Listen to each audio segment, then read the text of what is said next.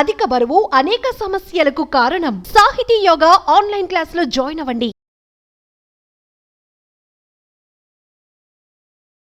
Welcome to our channel. ఈ మధ్య కాలంలో మహిళల్లో మనం చాలా మందిలో చూస్తున్నామండి సర్వైకల్ క్యాన్సర్. అసలుకి ఎందుకు వస్తుంది సర్వైకల్ క్యాన్సర్? రావడానికి గల కారణాలేంటి? వచ్చిన తర్వాత మనం ఎలాంటి డైట్ గాని అంటే ఎలాంటి మెడిసిన్ మనం వాడాలి? ఈ విషయాలన్నీ తెలియజేయడానికి మనతో పాటు ఉన్నారు senior gynaecologist Velanki Janaki ma'am. So madam ద్వారానే అసలుకు దీనికి సొల్యూషన్ తెలుసుకుందాం.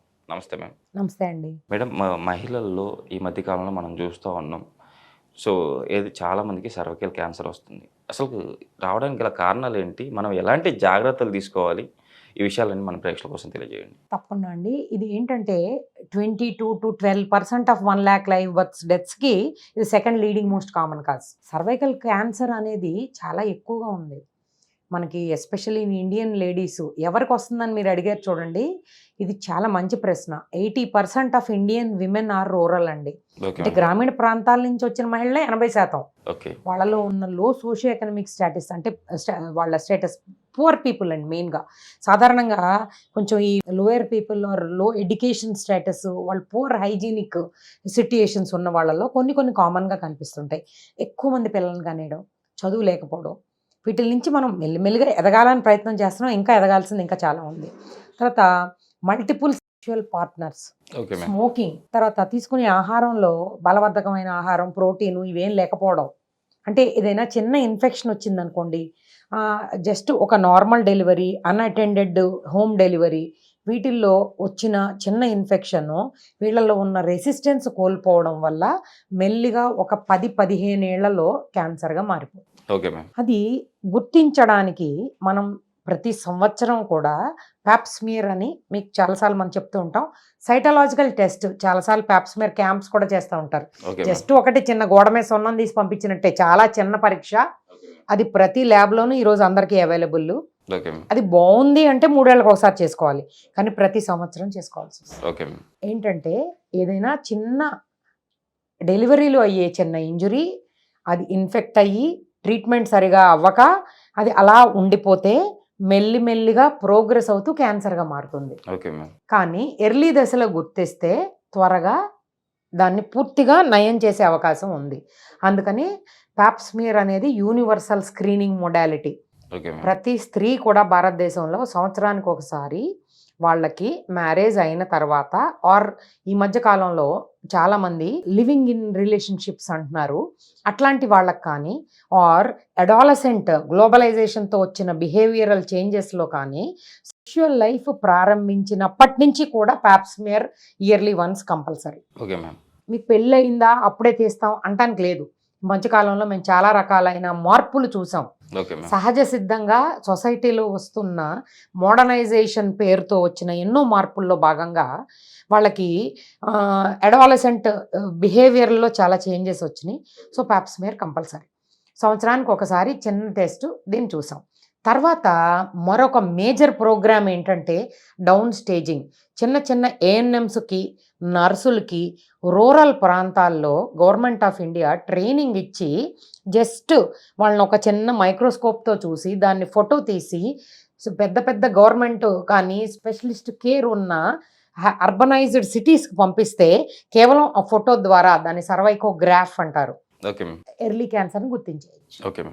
తర్వాత దానిలో కాల్పోస్కోపీ అని కొంతమందిలో చేయవలసిన అవసరం వస్తుంది. ఎవరిలో చేయవలసిన అవసరం వస్తుంది అనేది ఒక ఏఎన్ఎం తెలుసుకోగలుగుతుంది.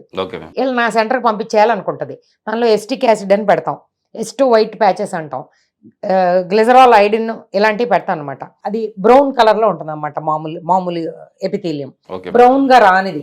ఐడిన్ నెగిటివ్ ప్రాంతాల నుంచి కూడా బయాప్సీ తీస్తాం. కాల్పోస్కోపీ అనేది 2 లక్షల మిషన్ చాలా మంది దగ్గర ఉంది. ప్రతి చోట అవసరమైన వాళ్ళకి ఆ కోల్పోస్కోపిక్ డైరెక్టెడ్ బయాప్సీ చేసి దాన్ని పంపిస్తే హిస్టోపెథాలజీ, అంటే పెథాలజిస్ట్కి ఒక ల్యాబ్కి చిన్న మొక్క తనిఖీ అంటారు. అందరికి అర్థం కావాలి కదండి, మనం పెద్ద ఇంగ్లీష్ మాట్లాడితే వాళ్ళకి అర్థం కాదు. సో చిన్న మొక్క తనిఖీ చేయడం వల్ల ఎవరికి చేయాలి? అవసరమైన వాళ్ళకి. అవసరం ఎలా తెలుస్తుంది? ఒక చిన్న ఇంటికి వచ్చే ఏఎన్ఎం కూడా చూసి తెలుసుకోగలరు. సో అలా దీన్ని చాలా వరకు నియంత్రించాలని ఇండియాలో కట్టుదిట్టమైన ఏర్పాట్లు చేశారు. ప్రతి స్త్రీ కూడా చేయించుకోవాల్సి వస్తుంది.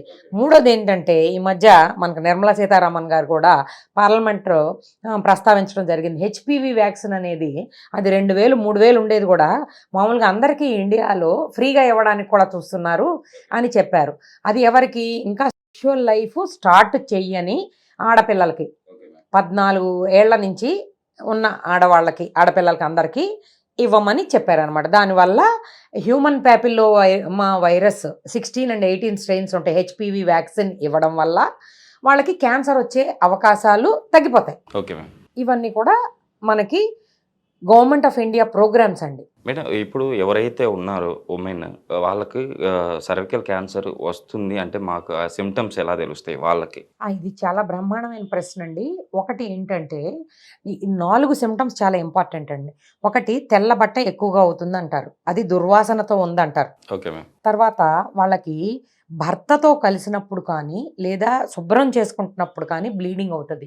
దీన్ని బ్లీడింగ్ ఆన్ టచ్ అంటారు. Okay ma'am. చాలా ఇది ఆ సిమ్టమ్ ఉండగానే మేము కొంతవరకు ఖచ్చితంగా ఈ అమ్మాయి క్యాన్సర్ పేషెంట్ ఏమోనని భయపడతాం. మిగతా కారణాలు కూడా ఉన్నా ఇది మేజర్ కారణం. Okay ma'am. అంటే వాళ్ళలో ఆకలి అది తగ్గిపోతుంది, సన్నగా అయిపోతారు, అవి లేట్ స్టేజెస్. పెయిన్ అనేది ఇంకా లాస్ట్ సిమ్టమ్. పెయిన్ వచ్చే వరకు ఇవన్నీ ఉండవని అనుకోవడం చాలా తప్పండి. ఓకే. ముఖ్యంగా ఏదైనా చిన్నది ఉండలాగా తగులుతుంది అంటారు కొంతమంది, అంటే కాలీఫ్లవర్ గ్రోత్, అది కొంతమంది పేషెంట్స్ చెప్తూ ఉంటారు. Okay ma'am. రెండోది దుర్వాసన కలిగిన తెలుపు వైట్ డిశ్చార్జ్, ఇదే most common symptom. Okay ma'am. మూడోది ముట్టుకుంటే బ్లీడింగ్. భర్తతో కలిసిన ప్రతిసారి బ్లీడింగ్ అవుతుంది. ఇలాగే వస్తుంటారు మా దగ్గరికి. రాగానే ఓ ముక్క తనిఖీ అనేది చేసి ఆ బయాప్సీకి పంపించి అది క్యాన్సర్ ఏ రకము ఏమిటి ఏ స్టేజ్లో ఉంది, తర్వాత స్టేజింగ్ చేసి స్టేజ్ 1 2 3 4 అని చూసి అవసరమైన వాళ్ళకి స్టేజ్ 1A వరకు హిస్టెక్టమీ, 1 times హిస్టెక్టమీ అని ఉంటుంది, ఆ హిస్టెక్టమీ చేయాలా లేదంటే రేడియేషన్ థెరపీ అనేది ఇవ్వాలా అనేది చూడడం జరుగుతుంది. కాబట్టి వాళ్ళలో మోర్టాలిటీ వీలైనంతగా తగ్గించాలని ప్రతి ఒక్క గైనకాలజిస్ట్ యొక్క బాధ్యత అండి ఇది. అందుకని మనం ప్రతి ఒక్క స్త్రీని కూడా ప్యాప్స్మేర్స్కి అందరినీ కూడా చేయించుకోమని రిక్వెస్ట్ చేస్తూ ఉంటాం. మేడం ఇప్పుడు యాక్చువల్లీ ఇప్పుడు మీరైతే ఇందాక ఏమన్నారంటే నిర్మలా సీతారామన్ గారు అంటే యాక్చువల్లీ బిలో ఇది 14 years వీళ్ళకి మాత్రమే వేస్తారు అని చెప్పేసి అన్నారు ఫ్రీ. ఒకవేళ ఇన్ కేస్ మిగతా వాళ్ళు అంటే అడల్ట్ వాళ్ళు వేసుకోవాలంటే ఎంత కాస్ట్ అవ్వచ్చు, వాళ్ళకి కంపల్సరీ వేసుకోవాలి? ఇది అండి, ఇప్పుడు అర్బన్ పాపులేషన్ చాలా మంది మా క్లినిక్స్కి పీడియాట్రిషియన్స్ దగ్గరికి కూడా వెళ్ళి అడుగుతున్నారండి. ఏంటంటే దీనిలో కూడా హెచ్పివి యొక్క 4 స్ట్రెయిన్లది ఉందండి. అది ఒక 4000 వరకు ఉంటుంది. ఎలా తీసుకోవాలంటే ఫస్ట్ డోసు 0 అంటారండి, తర్వాత 1 monthకి ఒకసారి తీసుకోవాలి, 6 monthsకి ఒకసారి తీసుకోవాలి. ఇది అరౌండ్ 10,000 to 12,000 ఒక కాస్ట్ అవుతుంది. ఇంకా చాలా ఎక్కువగా డబ్బులు ఎక్కువగా ఉన్న వాళ్ళకి 8 strains కూడా దొరుకుతుందండి. అది ఇంకా ఒక 30,000 40,000 వరకు కూడా ఖర్చు అవుతుందండి. ఖచ్చితంగా వేసుకోవచ్చండి అట్ ఎనీ స్టేజ్. కానీ 50 ఏళ్ల లోపే దీని అవసరం ఉంటుందండి. కొంచెం 50 years దాటిపోయిన తర్వాత ఇంకా ఈ వ్యాక్సిన్తో అసలు సంబంధం లేదండి. అంటే ఇన్ కేస్ క్యాన్సర్ వచ్చింది, క్యాన్సర్ అంటే మన సర్వైకల్ క్యాన్సర్ వచ్చింది, వాళ్ళకు ఇప్పుడు మీరు చెప్పిన వ్యాక్సిన్ వేయించుకుంటే తగ్గిపోతుందా?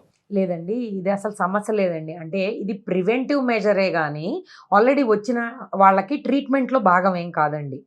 ట్రీట్మెంట్లో సర్జరీ, రేడియేషన్, కీమోథెరపీ ఇవే ఉంటాయి. కానీ వ్యాక్సిన్ అనేది ఒక డిసీజ్ రాకుండా ప్రివెంటివ్ దశలో ముందుగా వేయించుకునేదండి. అందుకనే before the first sexual intercourse అంటే మొదటిసారి సంభోగానికి ముందల్నే దీన్ని ఎంకరేజ్ చేస్తున్నారండి.